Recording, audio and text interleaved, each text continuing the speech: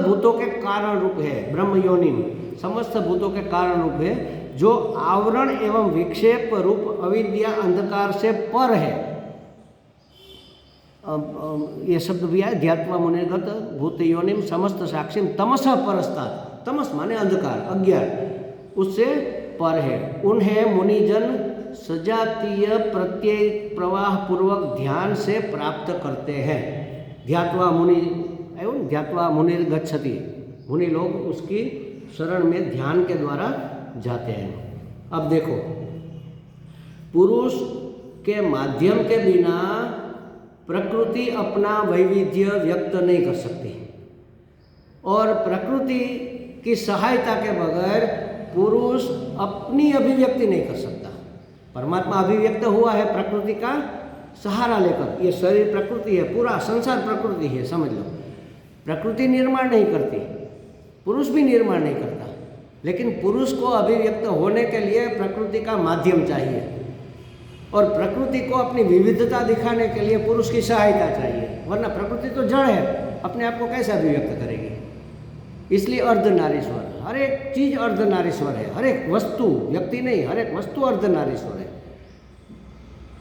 जैसे समझो घड़ा है तो मिट्टी है वो पुरुष है, लेकिन उसमें जो बॉन्डिंग है वो नारी तत्व है।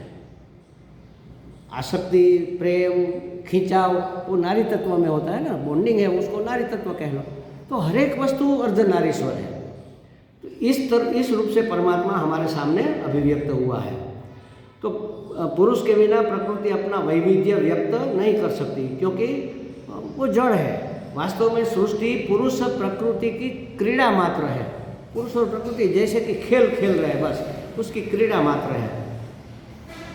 सभी पदार्थ, गीता जी में भी कहा ना, सभी पदार्थ क्षेत्र और क्षेत्र के संयोग से बने हुए हैं। क्षेत्र और क्षेत्रज्ञ, क्षेत्र माने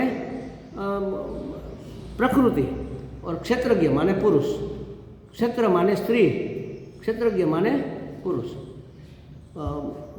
कुछ लोगों में, कुछ संप्रदाय में तो ऐसा मानते हैं कि पत्नी वो क्षेत्र है, उसमें जैसे अनाज पैदा करते हैं वैसे बच्चे पैदा करो, ऐसा भी मानते हैं, उसको क्षेत्र मानते हैं। इसके लिए भगवान ने इसको निर्माण किया है। वास्तव में ऐसा नहीं है, लेकिन प्रकृति की सहायता के बगैर पुरुष अभिव्यक्त हो नहीं सकता। तो क्षेत्र और क्षेत्रज्ञ गीता जी में भी बता दिया। समग्र ब्रह्मांड में जो विविध नाम रूप है वह प्रकृति है, और उसका जो सार तत्व है चेतन वह पुरुष है।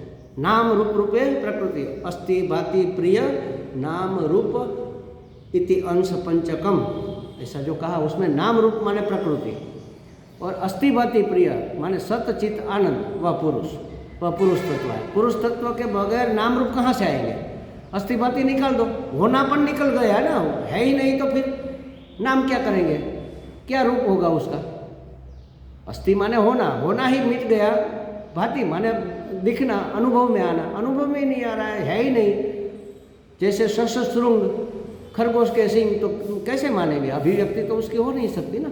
तो नाम रूप प्रकृति है, अस्ति भाति प्रिय पुरुष है, वह चेतन है। वे ही ईश्वर भी, ईश्वर के भी ईश्वर है माने परमेश्वर, ईश्वर के भी ईश्वर माने परमेश्वर। सर्वनियंता है, सर्वसत्ता और ऐश्वर्य के सार तत्व है। ऐसे उसका चिंतन करना चाहिए, उसकी विभूति का चिंतन करना चाहिए। विभूति के रूप में परमात्मा प्रकट हुआ है।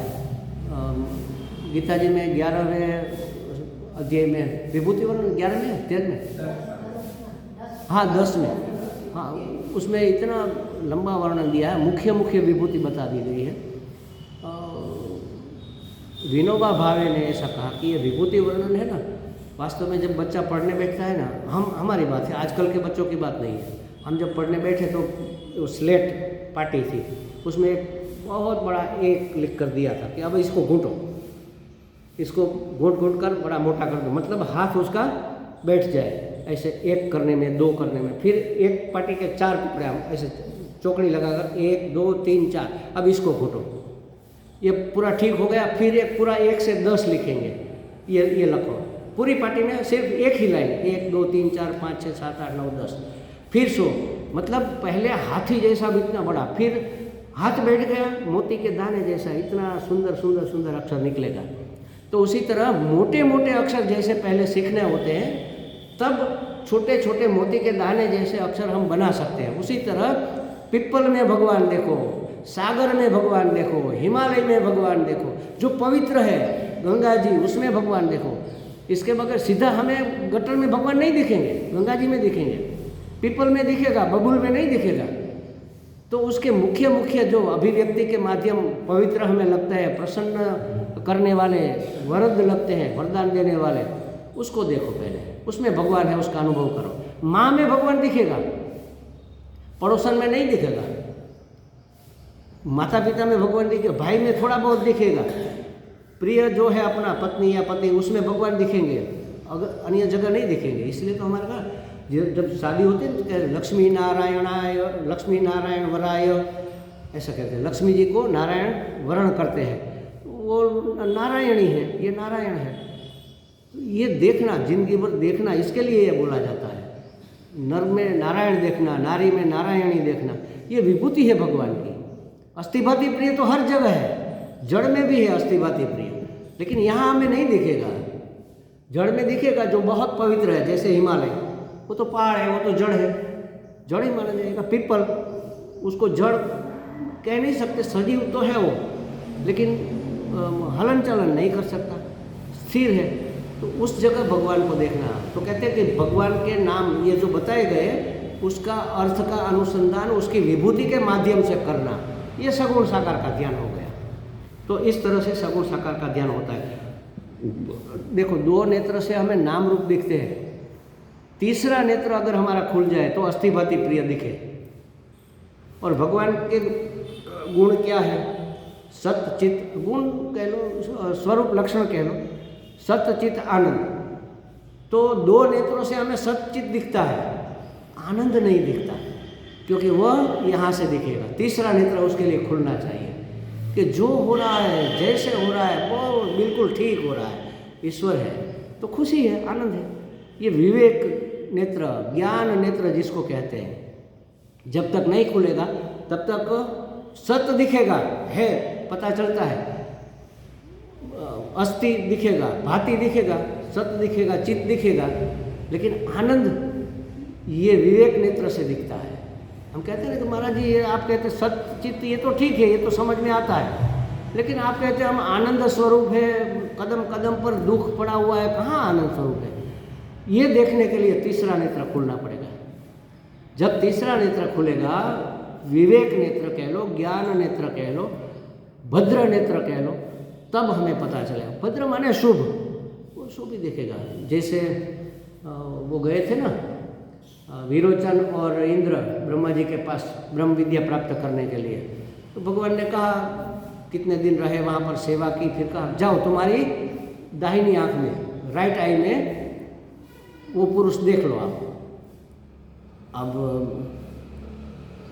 समझ में तो बात आई नहीं, लेकिन निकल गए। इंद्र वापस आया, वो तो वापस आया ही नहीं, विरोचन तो उसमें क्या कहा था भगवान ने? तुम्हारी सही आँख में, राइट माने सही, रोंग नहीं, सही आँख से देखो, सही नज़रों से देखो तो दिखेगा। हम गलत भी देखते हैं और सही भी देखते हैं ना, राइट माने सही। तो सवड़ी आँखें जो એમ આપણે એમ કહીએ ભાઈ તું કામે આવું શું કામે જોશ, કે સવડી આંખે જો ને આપણે કોઈનામાં દોષ શું કામ જોવા જોઈએ? આપણે એના ગુણ ઘણાય છે એમ, સવડી આંખે જો ને એમ, तो ऐसे दिखेगा। मन माने कि विवेक ज्ञान की आँख से दिखेगा। तो ये त्रिनेत्र का मतलब यही है कि तीसरी ज्ञान नेत्र जब खुलेगा तब हमें अपना आनंद स्वरूप भी देखने में आ जाएगा। ये तीसरा अनंत रूप ज्ञान नेत्र अभी हमारा खुला नहीं है, वो अनंत भी है। आनंद को अनंत भी कहते हैं ना, सत्यम ज्ञानम अनंतम ब्रह्म। अनंत माने आनंद, आनंद उसी को कहते हैं जो अनंत होता है, मर्यादित होता है, उसको आनंद नहीं कहते। आनंद नो कोई विकल्प नहीं, आनंद का कोई दूसरा शब्द उसका पर्यायवाची नहीं है। आनंद माने आनंद बस। तो वो अनंत भी है, लेकिन उसको देखने के लिए हमारा ज्ञान नेत्र खुलना चाहिए, विवेक नेत्र खुलना चाहिए, भद्र नेत्र खुलना चाहिए। और हमारे सभी द्वेष, दोष, ये विष है, भगवान उसको धारण करते हैं, हमारे अंदर ही बैठे हैं ना। कहाँ पर है वो अपने अंदर धारण कर लेते हैं। और कहाँ पर रखते हैं? कंठ में रखते हैं। कंठ में क्यों रखते हैं? पी क्यों नहीं गए? वो तो मर नहीं सकते, वो तो भगवान है। लेकिन हृदय की कोमलता बनी रहे, हृदय की शुद्धि बनी रहे, हृदय की मिठास बनी रहे। जहर मीठा नहीं होता, वो तो कड़वा होता है ना। अगर अंदर उतर गया तो अंदर कड़वाहट व्याप्त हो जाएगी, इसलिए कंठ में ही रख दिया। इसका मतलब क्या है? हमें किसी का दोष दिखे तो न तो हमें सोचना है, न तो हमें बोलना है, यहाँ पर रख दो बस। बाहर नहीं, अरे ये तो ऐसा आदमी है, कहने की आवश्यकता नहीं। मन में भी नहीं रखना, अंदर हृदय में भी नहीं रखना है, वरना हम उसका वैरी बन जाएंगे, उसके प्रति हमारा द्वेष हो जाएगा। यहाँ रखो बस, कंठ में रखना है, तो जिससे हृदय की माधुर्य और बुद्धि की शुद्धि बनी रहे, इसलिए उसको नीलकंठ कहा। और फिर भी जहर गले में फिर भी शांत है, और बिल्कुल शांत है, शांत मात्र नहीं, प्रशांत है, प्रकृष्टेण शांत। हर एक प्रकार से आप देख लो, शांत ही शांत है। तो ऐसे परमेश्वर का ध्यान चिंतन करके, इसको निधि ध्यासन कहते हैं, ऐसा करके मुनि जन उस परम तत्व को प्राप्त कर लेते हैं। तो जिसको मैं कहते हैं, जिसको हम आत्मा कहते हैं, वही सर्वव्यापी देव, दानव, मानव आदि सभी की आत्मा है। हम अपनी जिसको आत्मा कहते हैं वो सभी की आत्मा है। आत्मा एक ही है। मैंने कल कहा था, शायद परसों कहा था, कि एक ही शब्द महत्वपूर्ण है, आत्मा। अब उसको परिचिन देख लिया तो जीवात्मा कह दिया, उसको परम देख लिया तो परमात्मा कह दिया। वास्तव में आत्मा ही है, लेकिन सर्वव्याप्त अगर हम उसको मानेंगे तो उसको परमात्मा कहेंगे। और यहाँ पर सिर्फ अभिव्यक्त हुआ तो मेरी आत्मा, तो जीवात्मा हो गया। परिचिन्न करने से वह जीवात्मा कहा गया, और अपरिचिन्न होने से, अनंत होने से उसको परमात्मा कहा। इसका मतलब क्या हुआ? जो मेरी आत्मा है वो सभी की आत्मा है, देवों की भी और दानवों की भी और मानवों की भी, जड़ की भी और चेतन की भी, पशु पक्षी कीट पतंग, सब की आत्मा एक ही है। और इसलिए सब अपने आप को मैं कहते हैं। मैं माने आत्मा। मैंने उदाहरण दिया था ना, 2 चींटियाँ, आपने याद होगा शायद। एक चींटी आ रही है, एक दूसरी चींटी जा रही है। वो कहती है, कहाँ चली बहन, कहाँ से आ रही है? बहुत खुश लग रही है। अरे स्वामी जी की कुटिया से निकली। क्यों? वहाँ पर खांड के दाने, शक्कर के दाने बिखरे हुए हैं, मैंने तो बहुत शक्कर खाई। तो तुझे किसने कहा? अरे मैंने खाई ना, मैंने खुद जाना। वो अपने आप को क्या कहेगी? मैं कहेगी ना। 2 पंछी हम कुछ कुछ कुछ कुछ कर रहे हैं तो क्या कहते होंगे? अपनी बात कर रहे होंगे, अपने आप को मैं कहते होंगे उसकी भाषा में। हम गुजराती में हूँ कहिए, हिंदी में मैं कहते हैं, इंग्लिश में आई कहते हैं। उसी तरह पंछी अपनी भाषा में बोलते होंगे, कीट पतंग अपनी भाषा में, सब अपने आप को मैं कहते हैं। मैं माने आत्मा। तो कितना बड़ा मैं, कितना बड़ा, इतना ही नहीं रहा, पूरा व्याप्त हो गया। पेड़ भी एक दूसरे से बात करते होंगे तो अपने आप को मैं कहते होंगे। हमें तो उसकी भाषा पता नहीं है। हर एक का अपना अपना लैंग्वेज होती है। सिग्नल साइन देकर भी बोलते हैं, बोल कर भी बोलते हैं, एक्शन करके भी बोला जा सकता है, ऐसे कहते हैं ना। तो उसको बुलाते हैं, आ जाओ यहाँ पर, बोल कर भी कह सकते हो, ऐसा करके भी, ये भी भाषा है ना। तो एक ही शब्द अनेक रूप से बोला भी जा सकता है। अरे अरे रे रे रे, ऐसे अनेक प्रकार से अरे शब्द आप बोल सकते हैं। तो हर एक की अपनी भाषा है। तो मैं अपनी भाषा में, हर एक का अलग अलग है, लेकिन उसका अर्थ है आत्मा। तो देव, दानव, मानव सब में आत्मा तो एक ही है। इसलिए भगवान का नाम है सर्वात्मा, सबकी आत्मा, सर्वात्मा। ये शब्द बहुत सुंदर है, सर्वात्मा और सूत्रात्मा। सबके अंदर पिरोया हुआ, जैसे माला के अंदर सूत्र पिरोया होता है ना, वो सबको पकड़ के रखता है, सूत्रात्मा। तो हमारी जो सांस है ना, वो सूत्रात्मा है वास्तव में, समष्टि प्राण, इसको सूत्रात्मा भी कह सकते हैं। अब आपने जो सांस निकाली वही मैंने ली कि नहीं ली? मैंने निकाली, इसने ली कि नहीं ली? इसमें कहीं कोई लिमिट है कि इतनी मेरी हवा और इतनी आपकी हवा? पूरी समष्टि एक दूसरे की सांस खींच रही है। बाहर निकलती है, उसमें थोड़ा ऑक्सीजन मिल जाता है तो लेने लायक हो जाती है, वो बात अलग है। भरपूर है ऑक्सीजन, ये पेड़ पौधे सब ऑक्सीजन निकालते हैं, लेकिन सांस तो एक ही, हर एक के अंदर से पसार होकर निकलती है। इसमें आई, उसमें गई, उसमें आई, इसमें गई, इसमें आई, उसमें गई, हर जगह घूमती है। ये सूत्र है। सूत्र माने धागा, जैसे माला में धागा परवा होता है, ये सूत्रात्मा के रूप में भी परमात्मा है, इसलिए उसको सर्वात्मा भी कहते हैं। सबकी आत्मा, सर्वात्मा। अब ये देखें तो कौन छोटा और कौन बड़ा, कौन ग्राह्य और कौन अग्राह्य, सब स्वीकार्य हो जाएगा ना। जो है सो परमात्मा ही तो है, सर्वात्मा ही तो है, सूत्रात्मा ही तो है, और कौन है। ऐसे हर एक चीज़, हमारा शरीर पंच महाभूतों से बना है, पूरी सृष्टि पंच महाभूतों से बनी है। एक माँ के दो बेटे तो क्या कहते हैं, हम सहोदर हैं, हमारा भाई है, हमारे भाई को कोई कुछ नहीं कहेगा क्योंकि हम एक ही माँ के बेटे हैं। तो एक ही प्रकृति माँ के तो हम सब बेटे हैं, पंच महाभूतों से सब बने हैं, एक ही प्रकृति माँ के बेटे हैं। भगवान हमारे पिता है और प्रकृति हमारी माता है। तो कहाँ भेद रहा?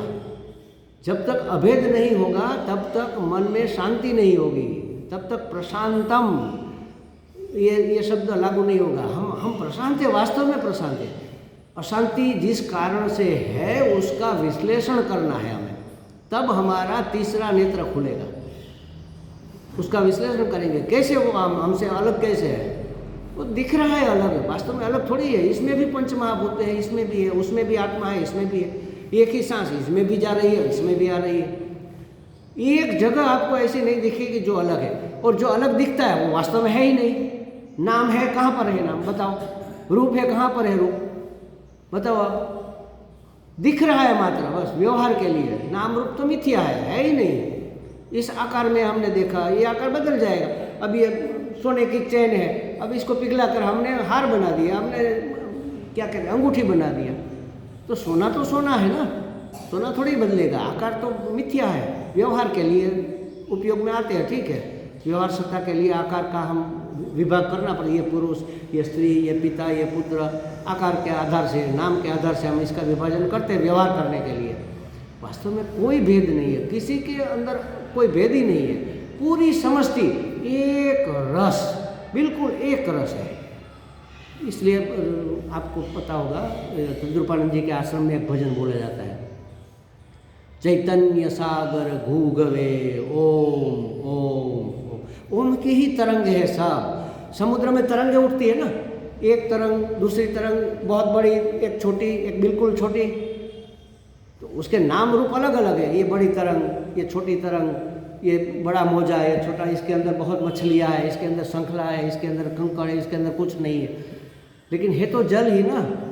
जल ने लिया हुआ आकार, बना और मिट गया, बना और बिगड़ गया।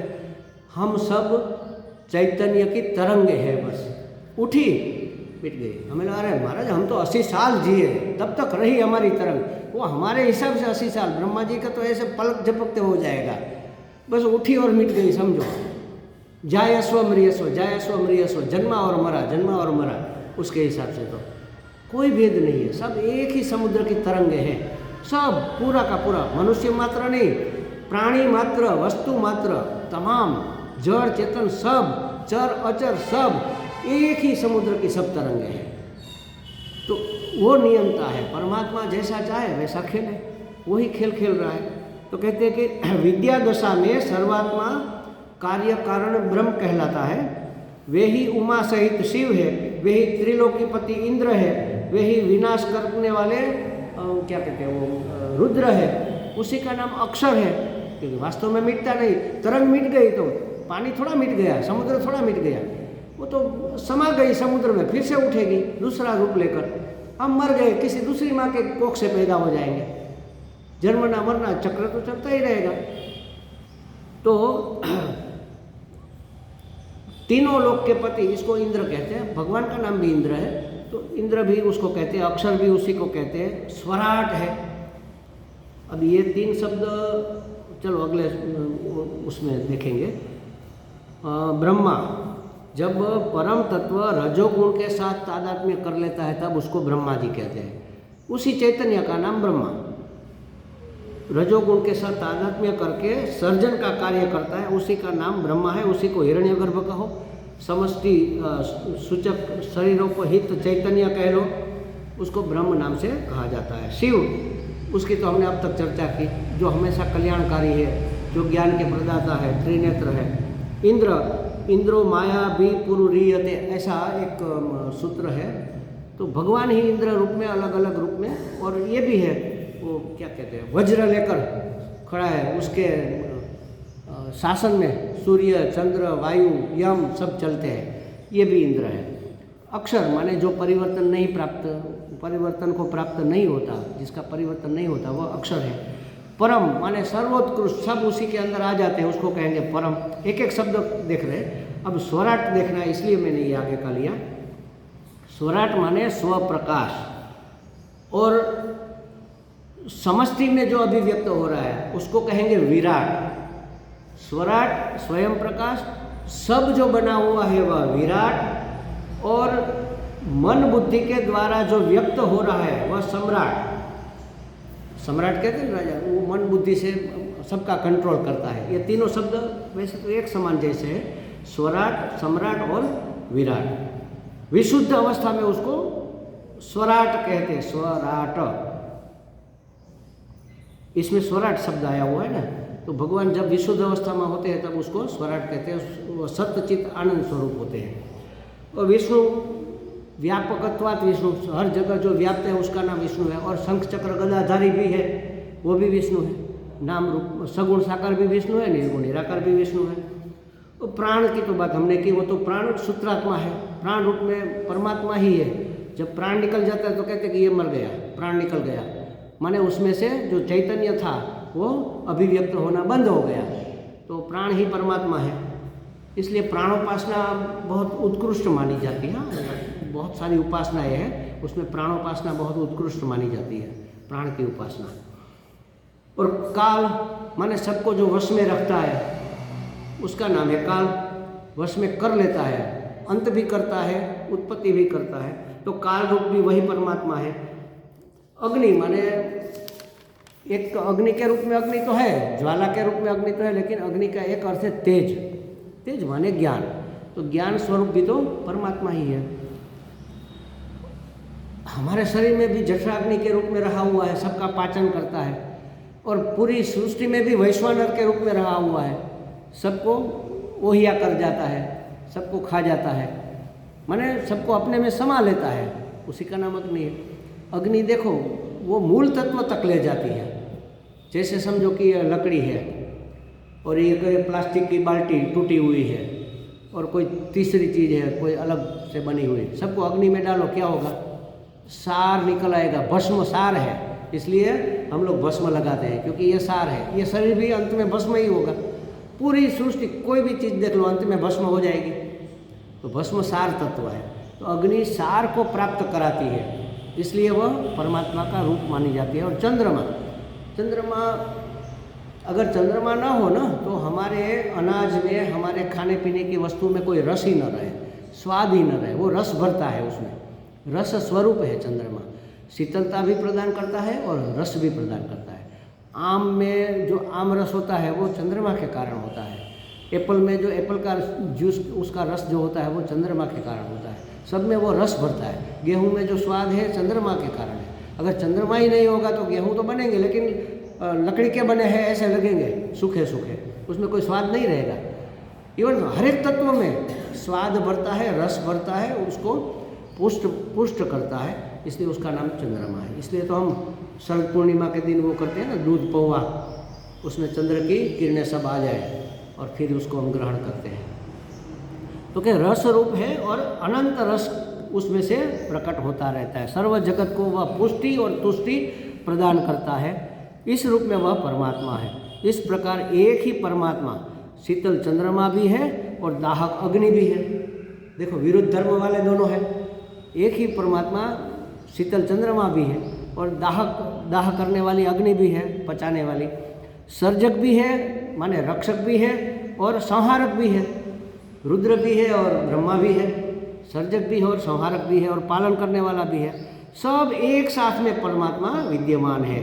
इसलिए जगत में ऐसा कुछ भी नहीं है जो परमात्मा न हो। ये दृष्टि हमें प्राप्त करनी, यहाँ तक पहुँचना है कि जहाँ जहाँ मेरी नज़र पड़े हरि तुझ हाजरी, बस मुझे परमात्मा दिखे, इस रूप में परमात्मा। तो सुंदर से सुंदर भी वही है और असुंदर से असुंदर भी रहे वही। अच्छा, सब सुंदर ही है, परमात्मा है, तो हमें असुंदर क्यों लग रहा है? सब सुगंधित ही है तो हमें दुर्गंध क्यों आ रही है? हमारे मन के राग द्वेष ने उसको असुंदर कर दिया। हम जिसको असुंदर कहते हैं उसको कई लोग सुंदर भी कहते हैं। आपको शायद पता होगा, लैला मजनू की बात सुनी है। मजनू इतना पागल था लैला के पीछे। अब लैला का ओरिजिनल फ़ोटो कहीं से मिले तो आप गूगल पर सर्च करना, मिल जाएगा। आपको देखकर उल्टी होगी, इतनी कद्रूप थी वो। लेकिन मजनू की दृष्टि से इससे सुंदर जगत में और कोई था ही नहीं। तो सौंदर्य कहाँ है? हमारी दृष्टि में है। वास्तव में बहुत काली कलूटी, एकदम बिल्कुल हम देख भी नहीं सकते, इतनी कद्रूप थी वो लैला। थी राजा की, वो राजकुमारी थी, वो तो ठीक है, लेकिन कोई रूप उसमें नहीं, कोई लावण्य वावण्य उसमें नहीं था। वो हमारी दृष्टि में नहीं था ना।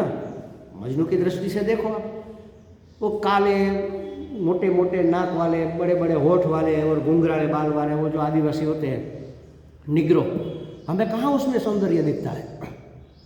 वहाँ जाओ अफ्रीका में, वहाँ पर सौंदर्य स्पर्धा होती है, जिसके बहुत बड़े होठ, वो सुंदरी, विश्व सुंदरी। हम कहेंगे अरे ऐसा ऊँट जैसे लटकते हुए होठ, इसको कैसे सुंदर कहेंगे, ऐसा नाक कैसे सुंदर कहेंगे।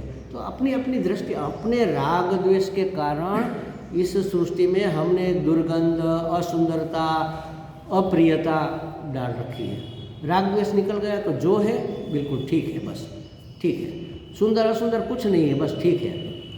ये दृष्टि प्राप्त करने के लिए ये सगुण साकार और निर्गुण निराकार का ध्यान की बात हमारे यहाँ बताई जाती है। आगे का मंत्र हम कल करेंगे। ओम पूर्णमदः पूर्णमिदं पूर्णात् पूर्णमुदच्यते पूर्णस्य पूर्णमादाय पूर्णमेवावशिष्यते। ओम शांति शांति शांति। हरि ओम। श्री गुरुभ्यो नमः।